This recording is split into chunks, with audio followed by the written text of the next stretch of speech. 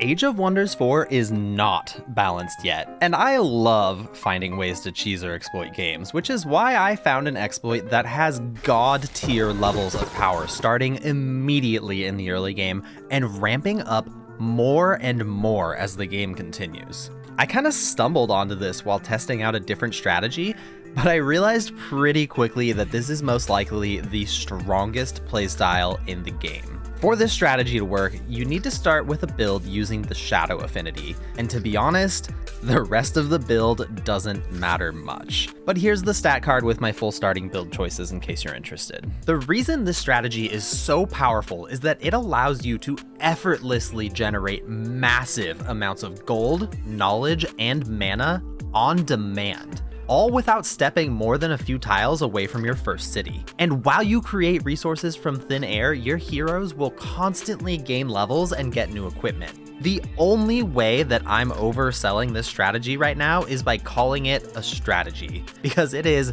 without a doubt, an exploit that needs to be removed.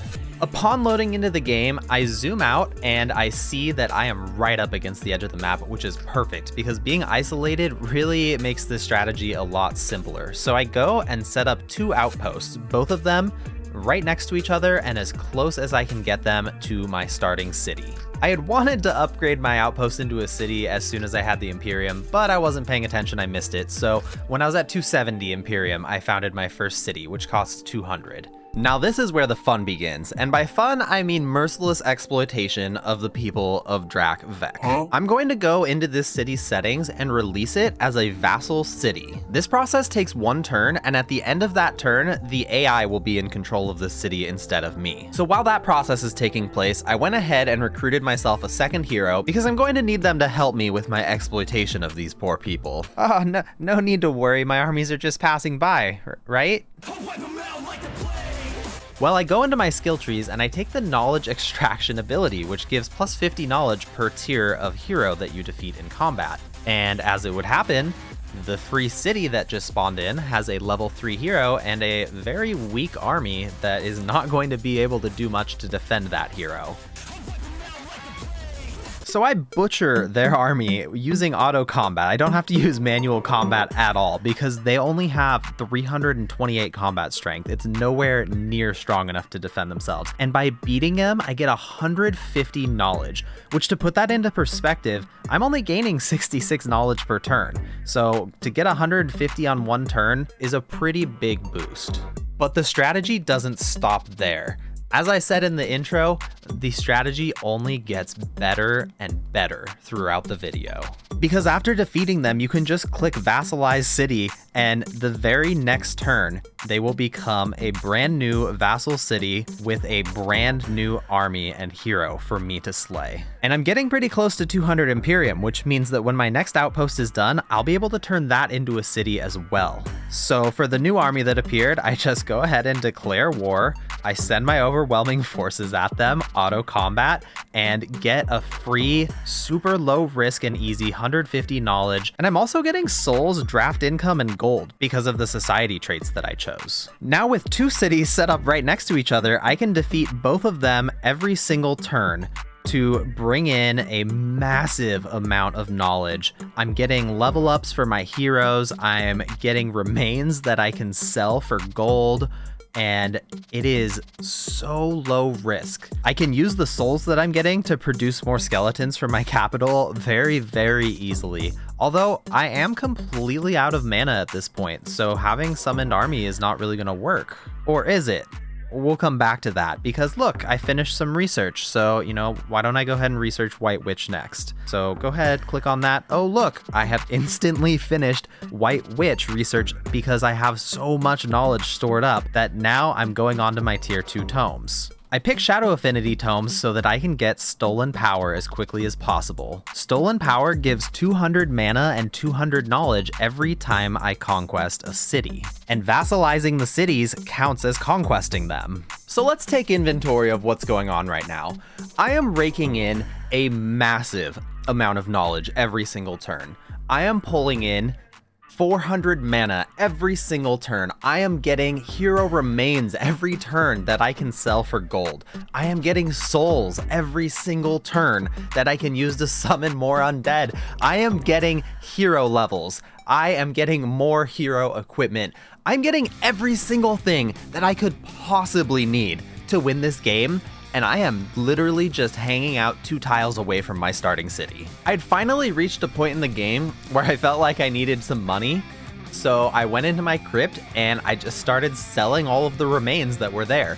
And I have so many dead heroes in my crypt that I can sell for money, and every time I sell them, the inventory that hero was carrying goes into mine. So I can sell all of the equipment that they were wearing too, and just generate a massive amount of money on demand.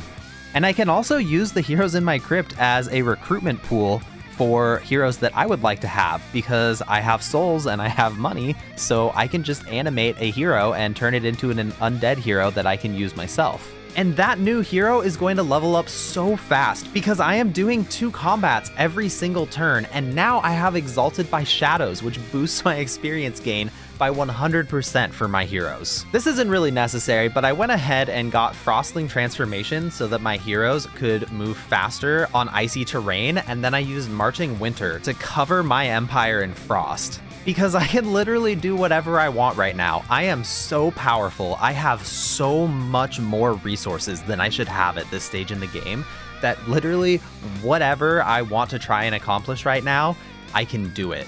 It's no problem at all. Eventually, I had all of my heroes approaching level 20, so I would have a full 6-hero army, all level 20 heroes. And I have a pretty fun combat plan in mind for them as well. But before I start slaughtering my enemies, I need to figure out where they are, right? So the Shadow Affinity final ability lets me reveal the entire world map. So even though I've just been sitting here at home the whole game, I can now see where everybody is and what the geography of this world map looks like.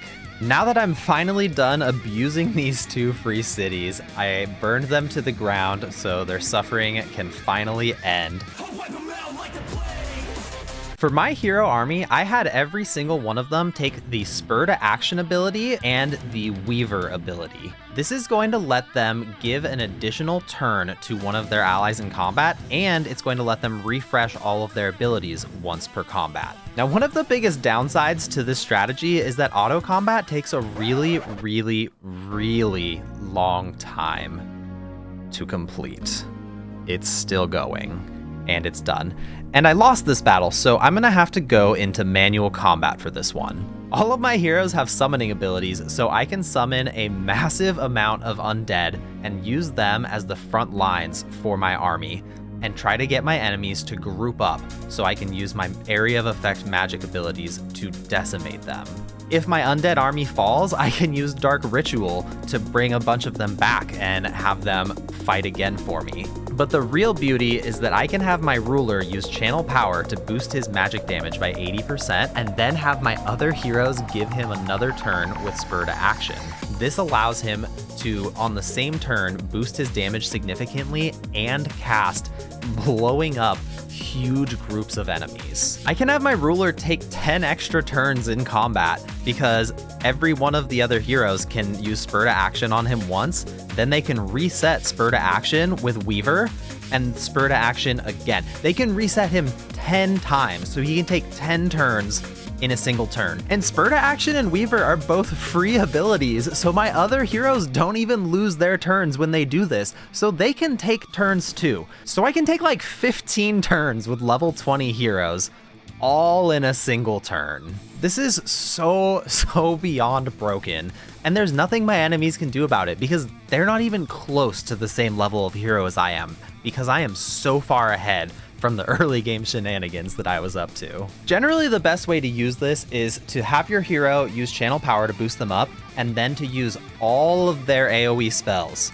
Once they've used all their spells, your hero can use Weaver to reset all of their abilities so they can cast them all again, and just use all of them again, just absolutely nuking a whole section of enemies. I also have my hero wearing a ring that makes it so that when he kills enemies, it does double the morale damage to the enemy army. So usually by the time he's done casting on a group of enemies, the rest of them are all about ready to flee the combat. Now I wanted to see how well this strategy could do at speed running the game. So I set up a game with 8 enemy AIs all on brutal difficulty, loaded in, and I made a couple tweaks to it. This time I chose a society that gives me mana for all of the units that I'm killing in combat, and it allowed me to use the souls that I was getting from these battles to crank out undead armies and just sacrifice them at will to these cities. Because there are more cities, so I was taking a lot more damage. But since I was able to just crank out these undead for free,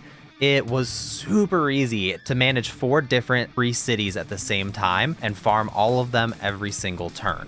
So I was getting about 1,800 knowledge every turn and was able to cast my Age of Shadows magic victory spell on turn 29. Because the enemy AIs were nowhere near as developed as me, they barely even came to attack, and there's no problems at all. I had a turn 44 victory. You can just see how much my research spikes once the strategy starts above what the AIs are capable of. I came up with this strategy on my own, but when the game was finished, I searched around on YouTube to see if anybody else had done it, and if you want to see this strategy absolutely maxed out to full potential, you're going to have to go to Breaking the Stream's channel. They used this strategy 6 days before I recorded this video, and 3 days before I recorded it, they got a turn 40 victory by absolutely cranking this exploit to the max. I hope you enjoyed the video, and I'll see you next time.